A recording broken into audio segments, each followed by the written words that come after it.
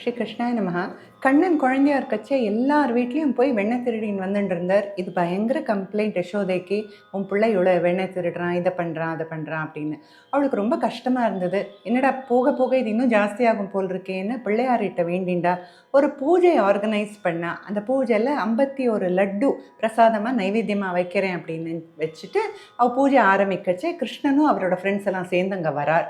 வந்தோடனே அதெல்லாம் ஒழிஞ்சுன்றது ஃப்ரெண்ட்ஸ் எல்லாம். கிருஷ்ணன் வந்து அம்மா மடியில் உட்காந்து நீ மட்டும் பூஜை பண்ண போறாதுமா, நானும் சேர்ந்து பண்ணுறேன் அப்படின்னு சொல்லி அவ மடியில் உட்காந்து இவரும் ஆரம்பிக்கிறார். அவ கண்ணை மூடின்னு ஆரம்பிச்சது தான் போகிறோம். இவர் கண் அசை காமிக்கிறார். ஃப்ரெண்ட்ஸ் எல்லாம் வந்து எல்லா லட்டுவும் எடுத்துன்னு போயிடுறது.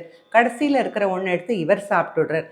பூஜை முடிஞ்சோடனே யசோதை கண்ணை திறந்து பார்த்தா என்ன ஆச்சு, ஐயோ லட்டுவே காணமே எங்கே போச்சுன்னுச்சு. இவர் சொல்கிறார், கவலைப்படாத, ஏதோ இந்த பிள்ளையார் தொப்பை உள்ளதாக இருக்குன்னு அந்த பிள்ளையாரோட தொப்பை தடவி தடவி காமிக்கிறாராம். அவள் சொல்கிற இத்தனை நாள் எடுத்துக்கலையேன்னு. இன்னைக்கு நான் இருந்தேம்மா, அதனால தானே பிள்ளையார் ஆக்செப்ட் பண்ணிட்டார் அப்படின்றது. அவளுக்கு ரொம்ப சந்தோஷமாக இருக்குது. இனிமேல் என் பிள்ளை திருடவே மாட்டான், இனிமேல் கம்ப்ளைண்ட்ஸே வராதுன்னு அந்த குழந்தைய எடுத்து அப்படியே ஆலிங்கனம் பண்ணிட்டு பிள்ளையாருக்கும் கிருத்தஜ்ஞத்தை தெரிவிக்கிறா. அப்போ மெதுவாக கிருஷ்ணர் காதலை சொல்கிறாராம், அதில் உருந்த லாஸ்ட்டு ஒரு உருண்டை மட்டும்தாம்மா நான் சாப்பிட்டேன்ற. அப்போ தான் அவன் நினைக்கிற, அட கடவுளே, நான் எதுக்காக வேண்டிக்கிறேனோ அதுவும் நடக்க மாட்டேங்கிறது, அதுலேயே இவன் திருடுறானே, என்னடா பண்ணுவேன் அப்படின்றாளாம். அடுத்ததில் பார்ப்போம். அடியேன்.